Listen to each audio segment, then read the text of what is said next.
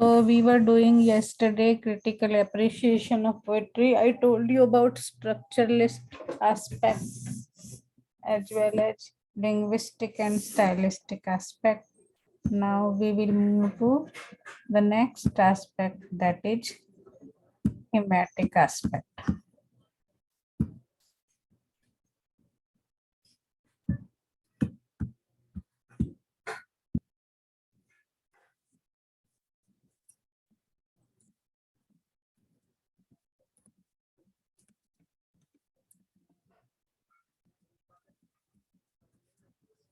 When you are appreciating any unseen poem, you have to read the poem 2 or 3 times to understand the thematic aspect.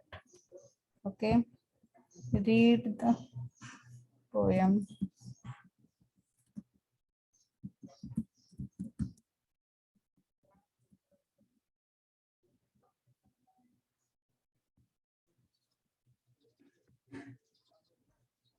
Carefully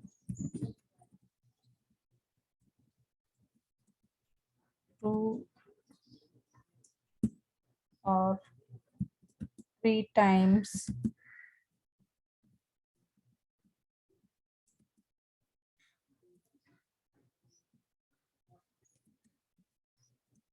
Understand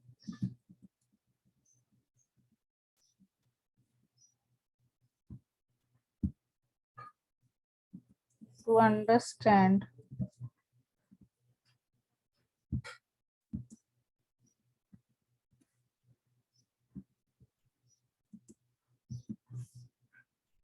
what the poet wants to say.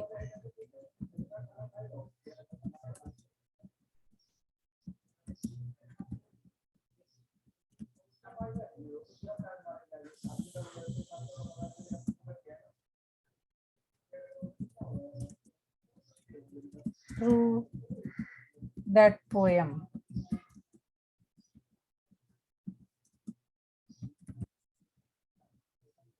Okay.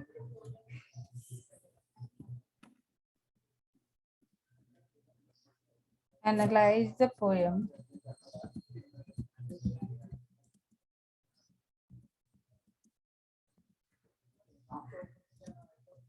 line by line.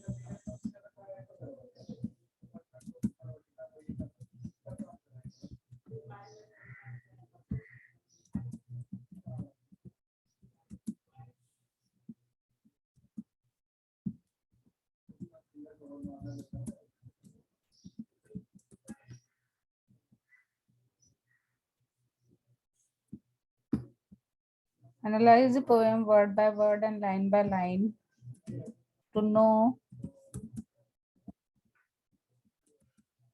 the main idea,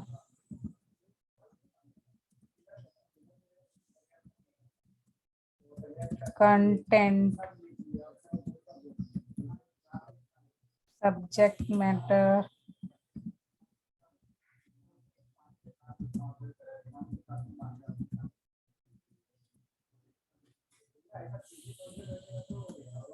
theme, central idea,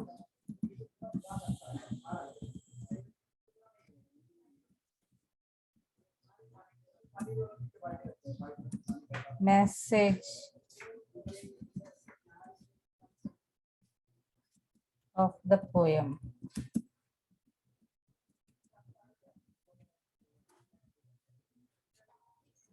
Clear? This is regarding thematic aspect. I hope all these points are clear to you. Now we will take poems at hand to understand how to analyze it. Correct? Because this is regarding rules, regulations, what I want to tell you. Now we will move to the we will take any unseen poem and we'll try to understand how to do that. Correct? So Let me move to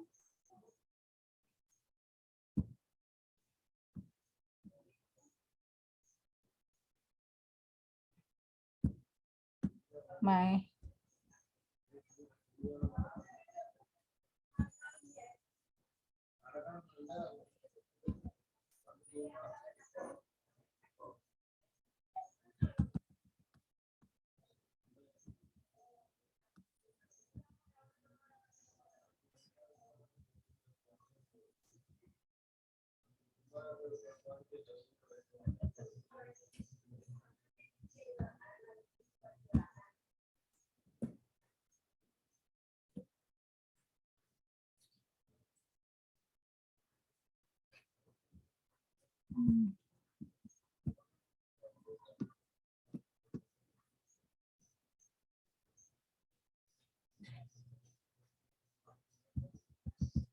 it's not okay.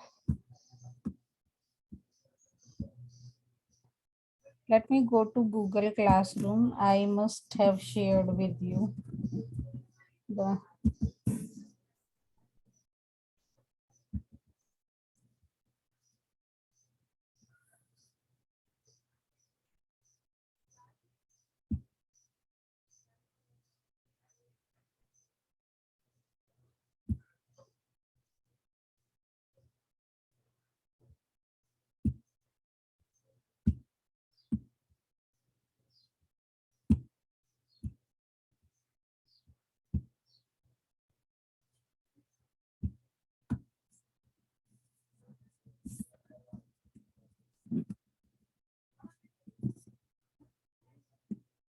now your exams will be in online mode. You must have got the notice, no?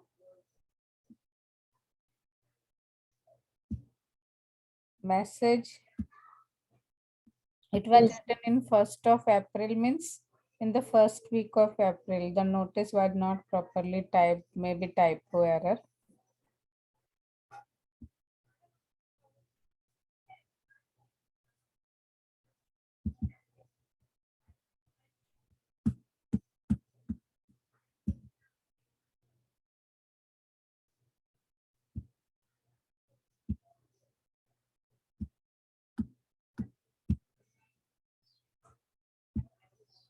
Can you see this? Yes, ma'am. Yeah. So first we will see general assessment of the poem. I told you you will read the poem 2 or 3 times to understand what the poet wants to say. That is general assessment. Then we will also try to find out central idea or conflict in the poem, line by line analysis, elaboration of the title, context of the poem, speaker, tone, mood of the poem. Then I told you structure of the poem, rhyme scheme, line length. Correct? Line length means meter. When you say iambic, pentameter and all. Rhythm, figurative language. When we talk about language and style, we also talk about figurative language. Images, metaphors, symbols. Then I told you language and syntax, cohesive devices, repetition, parallelism, deviation, which you will understand when I will do the poem with you. Choice of words, consistency of verbs, punctuation. Okay. And then you will also talk about what is your conclusion as a whole. Okay. So this is regarding. Now let us move to the poem. Can you see the poem? Yes, ma'am. Hmm? Yes, ma'am. Hmm. So this is a poem written by whom is not necessary to know. The title of the poem is Solace. Okay. Now, if you see the poem, I told you, see if you don't know anything, those students who find it difficult, first you have to read the poem. There was a rose that faded young. I saw its shattered beauty hung upon a broken stem. I heard them say, what need to care with roses budding everywhere? I didn't answer them. There was a bird brought down to die. They said, 100 fill the sky. What reason to be sad? There was a girl whose lover fled. I didn't wait, but the while they said, there's many another lad. Now, if you see structuralist aspect, you will read the poem again. There was a rose that faded young. I saw its shattered beauty hung upon a broken stem. I heard them say, what need to care with roses budding everywhere? I didn't answer them. There was a bird brought down to die. They said, 100 fill the sky. What reason to be sad? There was a girl whose lover fled. I did not wait the while they said, there's many another lad. Okay. Now what you have read, I have read the poem twice. Do you understood? Do you understand anything from this? Did you understand anything? What is the poem about? Okay.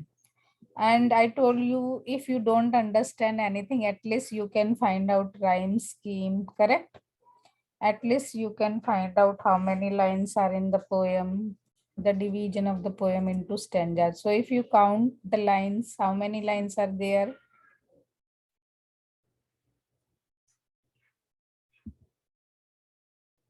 Hello, students, you are in the class. Are you listening to me? How 6. many lines are there in the poem? You can see the screen, no? 12. 12. It's divided into stanzas of 2. two stanzas of 6 lines. 6 lines. So there are two set states, correct? Rhyme scheme, young, hung, stem, care, everywhere, them. So young and hung, AA, stem, B, care, where, CC, and B. So rhyme scheme is AA, B, CC, B in the first stanza, in second stanza, die, sky, sad, lad, fled, and sad. So AA, B, C, it should be C or D, fled and sad are different, correct? So D and B. So this is the rhyme scheme. Now if you see the style, first letter is capital in every line and there are punctuation marks used. So it's traditional style. Is it clear? Are you getting me?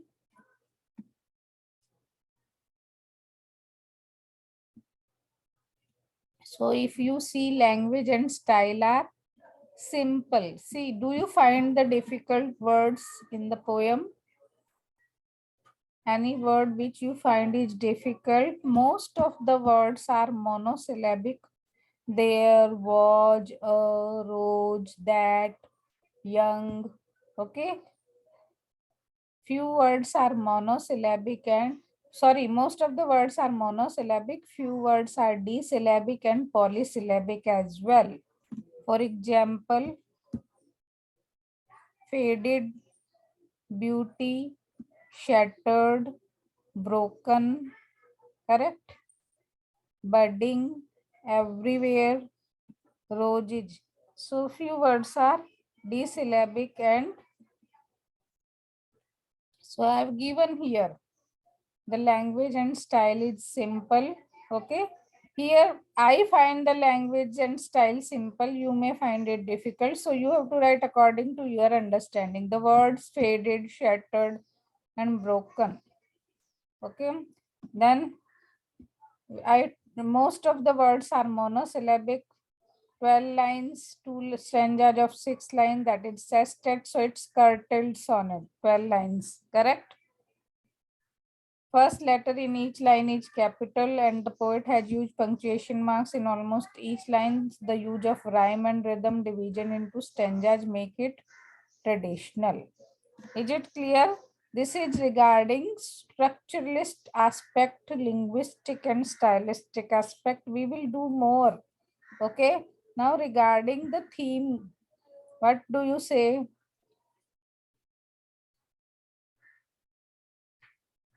There was a rose that faded young. Correct? Faded means it's giving negative connotation. I saw it shattered, beauty hung. Faded, shattered, broken. Are they giving you something positive or negative? Negative. Negative. Clear? So he saw a rose that faded young. I saw its shattered beauty hung upon a broken stem. So all these are negative connotation. I heard them say, what need to care with roses budding everywhere. I didn't answer them. So try to understand what the poet wants to say. The title is given Solace. What is the meaning of solace? That also you need to understand and you have to connect it, whether it has any connection with the poem, whatever title has been given. There was a bird brought down to die. In the first stanza, it is talking about a rose which faded young. So it's talking about young rose or youth, correct? Are you getting me? How to analyze? थोड़ा थोड़ा समझ आ रहा है आप लोगों को? In the second stanza, he says there was a bird brought down to die. So in the second stanza, talking about bird. In the first stanza, talking about rose. Now what is parallel? See, he says, I heard them say, what need to care with roses budding everywhere. Okay. In the first stanza, he says, roses budding everywhere. In the second stanza, he says, they said. Here I heard them say and they said. Same parallelism, correct? 100 fill the sky, 100 bird fill the sky. And here roses budding everywhere. So these are parallelism. Same things are being talked about. What reason to be sad? There was a girl whose lover fled. I did not wait. While they said, there are many another lad. There is many another lad. So do you get something from do you get any hint? Now I told you, you have to do textual analysis. It means you need not go out of the poem to understand the poem. From the words used, from the lines written, you have to understand what the poet wants to say. Is it clear? Are you getting me? So in the first stanza, he talks about rose, then he talks about bird, and then he talks about girl, lover, lad. So what are you getting from this? कुछ समझ आ रहा है थोड़ा बहुत? Rose faded young. It means he is talking about young age. Okay. Are you getting me? Students, आप लोगों को कुछ समझ आ रहा है? Yes, ma'am. So when he is talking about young age, he's saying that there was a rose that faded young. Okay, so in the beginning of the poem, the poet talks about a rose who faded at a young age. When it was budding, it was blooming, it got faded, correct? I saw its beauty, shattered beauty hung upon a broken stem. Now he says that I saw the beauty of the rose being shattering, and it was hung upon a broken stem. I heard them say what need to care with roses budding everywhere. And now I heard them say means he's talking about people in the surrounding, or you can say public, who were saying what need to care. There is no need to care because there are so many roses budding everywhere. I didn't answer them, and the poet didn't find it suitable to answer such type of statements. There was a bird brought down to die. Then he is talking about a bird who was brought down to die. Then he again says that people, they said, the people in the surroundings said, 100 fill the sky. 100 birds like that bird fill the sky. What reason to be sad? So there is no reason to be sad, unhappy on the death of a bird. There was a girl whose lover fled. Then the poet talks about a girl whose lover has fled. I didn't wait the while, they said. And poet is saying, I didn't wait. And while they were making such type of statements, there is many another led. And what they were saying, that if one lover has fled, no reason to be sad, because there are many other boys in the surrounding. Now, what does it tells about the general nature of the public? When they say what need to care with roses budding everywhere, what reason to be sad, 100 fill the sky. When they say there is another lad, what it means, what does it say about the general nature of the public, common public? Can you tell me?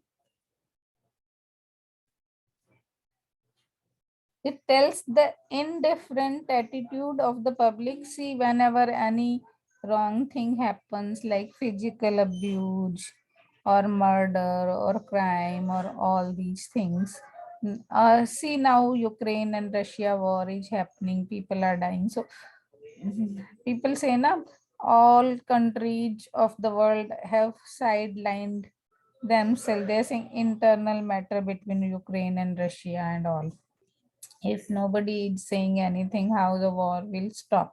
So it shows indifferent attitude of people in our surroundings. Nobody cares what's happening to other. Okay, so when we say there was a rose that faded young, now in the opening lines of the poem, the poet is talking about a rose which faded at the young age. Means fade होने का मतलब क्या होता है? Diminished its beauty. Okay, diminished its color, diminished its growth. I saw its shattered beauty hung. The poet saw the beauty of the rose being shattered, and it was hung upon a broken stem. Even that stem was broken, and people in the surrounding were saying what need to care with roses budding everywhere. There are so many roses budding everywhere, so there is no need to care. I didn't answer them. In the second stanza, the poet talks about a bird who was brought down to die. And then people in the surrounding were saying that 100 birds fill the sky every day. So there is no reason to be sad. Then they are talking about a girl whose lover has fled. And the poet didn't wait to answer them while they were saying there is many another led. If one lover has fled, there is no reason to be sad. There may be another boy in the surrounding. So it shows the indifferent attitude of the public at large. Okay, now let us go to the explanation which I have given. Now, every poem can't be interpreted in the same way. First of all, Now, this is a poem Solace by Dorothy Parker. It's a short poem about a character who encounters circumstances of a dreadful nature. The narrator witnesses three incidents in which a life is shattered, and each case she is told that the loss is not so terrible because many more of those lives exist.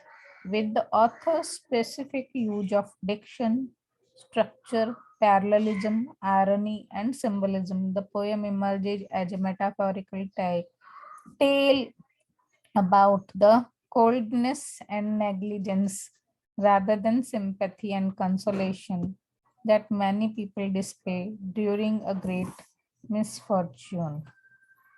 Diction and structure are the foundation of any literary work. To begin with, Parker uses words like them and they in her poem rather than more specific and definitive names. This word choice creates a mysterious atmosphere and raises the question who are they and them? It's the general public. The diction the writer uses leaves the perpetrator nameless.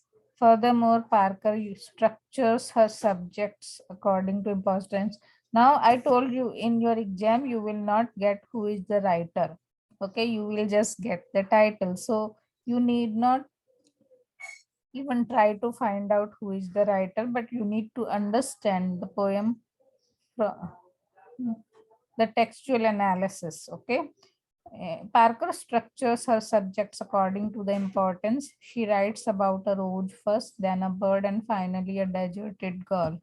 Each time, the feeling towards the subject is more tragic and more meaningful. The diction and structure used in Solace connect the theme in such a way that without them, the poem would not have the impact that it achieved. In addition, the poem would not have made such an impression if the order of the unfortunate incident was disordered. The calamities of the withering rose at the beginning and the forsaken girl at the end increase in emotion. Using parallelism and irony, Parker creates a solemn mood and emphasizes the theme of the poem. What do a rose that faded young, a bird brought down to die, and a girl whose lover fled have in common? Okay, so in all the three incidents mentioned, something is common. So that is parallelism. Each of the lines is parallel in structure and in thought. In each instance, something or someone dies and is remembered and missed by only the narrator. Moreover, the word solace means relief from grief or anguish. It is ironic that the content of the poem is anything but comforting. Instead of consoling remarks, flippant, nonchalant comments are made. What need to care? Another irony in this poem is the apathy that is displayed. Okay, I told you people are indifferent, so this is apathy. Usually, when something dies or is lost, depression and sorrow take over. But in Solace, the narrator faces indifferent attitudes. Parker conveys a sense of grief in her work, not only by mentioning death, but also by using I in contrast to them time after time. For example, she states, I didn't answer them. It seems that the solitary character is fighting a battle against the rest of the world. So, those people who are indifferent, while the writer is having sympathy, compassion towards those suffering, so it appears as if the writer or narrator is fighting the battle against the rest of the world. The wilting rose, the dying bird, and the abandoned girl all symbolize something greater than each of themselves. In all three scenarios, something that was once beautiful and full of life died in some sense. Fate is not fair, nor is it particular, whether a plant, animal, or human being. Another point the author makes with these symbols is that comfort and solace cannot be found in others. When the rose fades, they said what need to care. After the girl's lover fled, they remarked, "There's many another lad." This is not the kind of compassion that the girl was seeking. When a life is lost or suffering, there is usually someone that offers condolences to the victim, not insensitivity. Aside from this, the narrator of the poem even turns an uncaring ear to the tailor of the woe, stating, "I didn't answer them." Does she honestly not care about the deaths, or does the narrator try to turn off her feeling to keep from hurting, as so many of us often do? When an event occurs that wounds us to the core, we hide our emotions to look strong and courageous. In this poem, however, the narrator looks away from the mediocrity that dismisses tragedy. Dorothy Parker uses her incredible skill to create in the reader a sense of hopelessness in conflict with the need to be comforted and consoled. The reader is led to understand that the world can be a cold and unfeeling place, and that solace must come from within. Parker's mastery of the elements of diction, structure, parallelism, irony, and symbolism combined to make Solace an incredible work of literary art.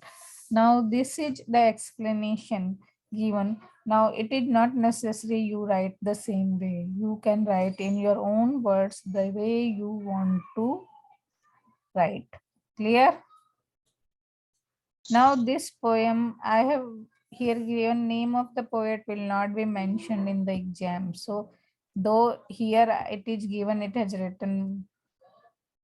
written by Dorothy Parker, but in your exam, you will not get the, Ma'am, yes, in that in that poem, in the second stanza, yes, both on the fifth lines ended with said and fled. yes, say what you want to say. Ma'am, said and fled do rhyme, right? How? If you transcribe it, how you will transcribe fled and said? You learn phonology at first year, Yes, ma'am. FYBA. Now transcribe fled and said. Are they really rhyming? Okay, let me go to this. At least one student.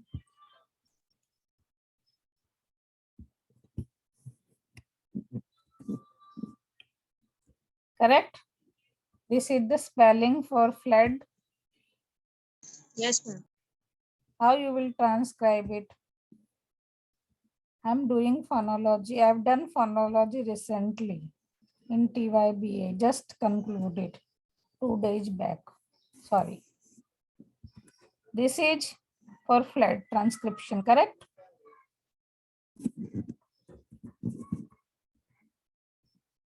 What will be the transcription for this? Is it this? Or is it this? I'm giving you 2, 3 transcription. You tell me which one is correct for the second one. Huh? Let us see how much you have learned when you did phonology. Let me see whether you really learned phonology. This I am giving at the time being because, okay, whether this will be this or this will be, let me say, I will have to use this only.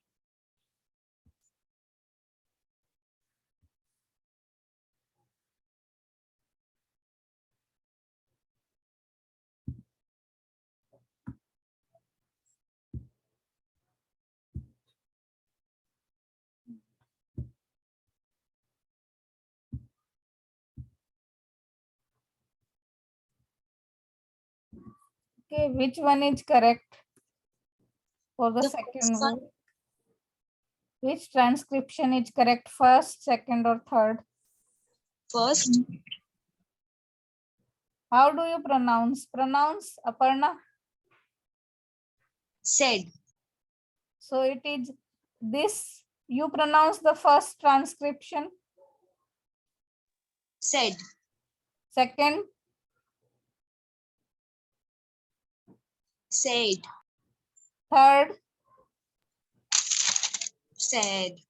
So which one is correct according to you? Either the first or the third one. Sorry.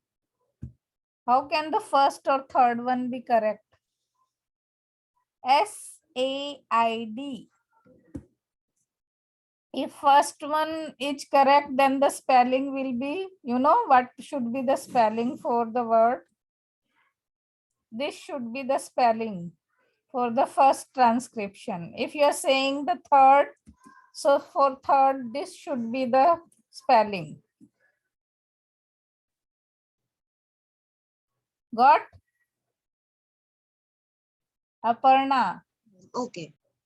So second one is correct transcription, and that's why I said it's not rhyming. Is it clear? Yes, ma'am. It's said. It's not said or sad. Is it clear? Yes, ma'am. Okay. So you have to be very careful when you are saying rhyming, you are means telling rhyme scheme in the poem. Okay, now let us move because we have to do actual poems which are prescribed in the which are not prescribed in the syllabus, sorry. So let us move to some poems. I want you to do some poems so that you can learn whether your exam is in offline mode or in online mode doesn't make a difference to me, because I want you to understand what is what. Okay, is it clear?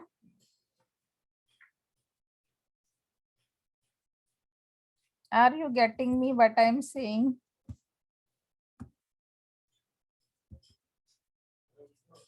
My voice is heard or not heard? Will you do something? You can choose any poem from your syllabus and then you can even do.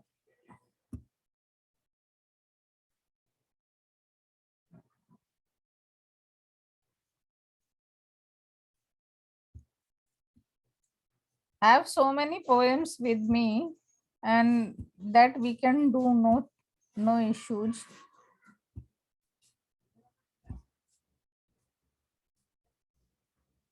Can you see this? Yes, ma'am. Write a critical appreciation of the following poem. Now its title is Report on Experience. Okay. Now this is the poem.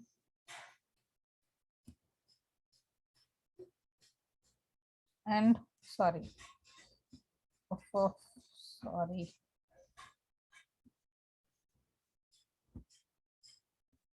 We are not supposed to see.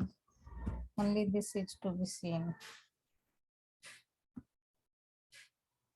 So if we do this,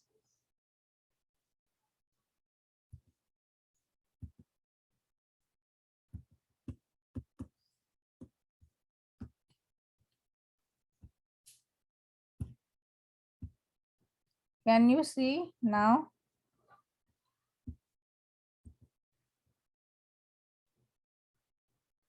I have been young and now am not too old.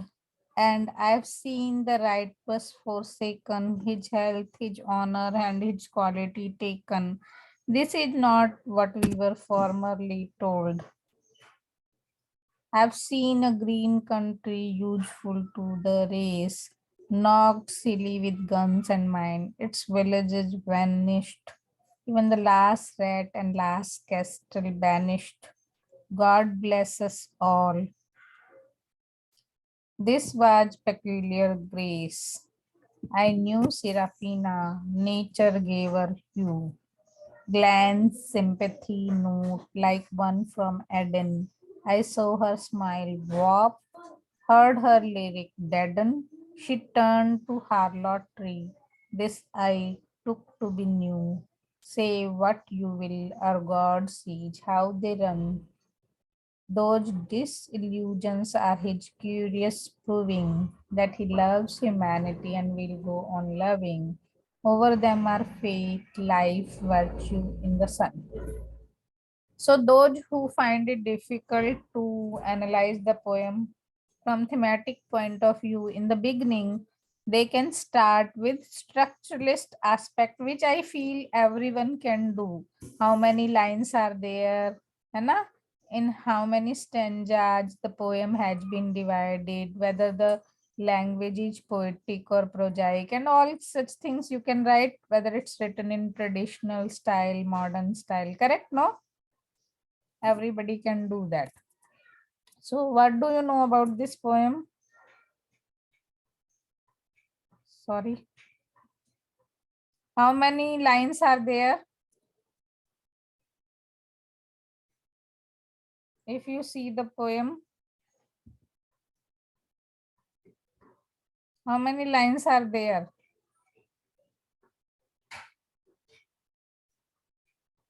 Is it visible or not?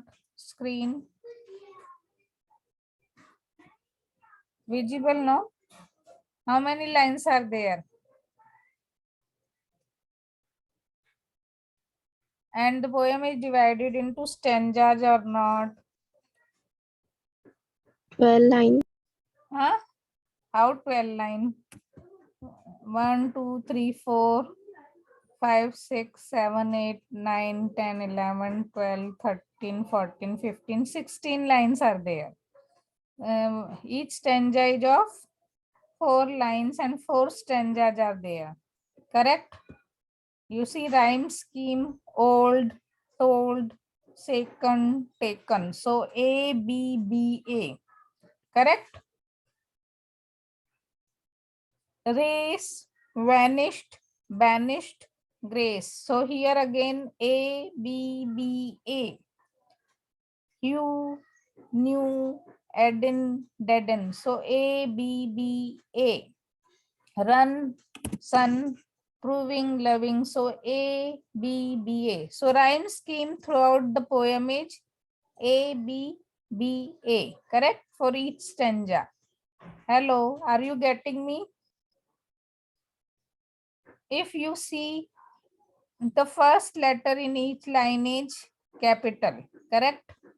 And most of the lines at the end are having punctuation marks, na? All lines except 1, 2 lines.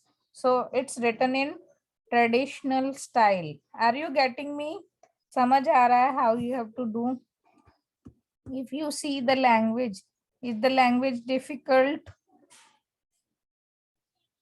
If you find the language difficult, you will write language is difficult. If you find the language is simple, you will say language is simple.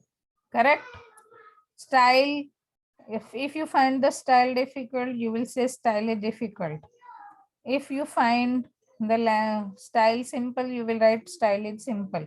Now see, I have been young, I have seen, I knew Serafina. So in the 3 stanzas, parallelism is there. I have been young, I have seen a new country, I knew Serafina. The lines, first line is starting in all the 3 stanza with I. So it's for somebody who is talking about his or her own experience. Correct? I have been young, I have seen a green country, I knew Serafina. Now see, in the first stanza, he talks about his young age. I have been young and now am not too old. Correct? No? So I'm ending the lecture now. We will do this poem next time. Okay.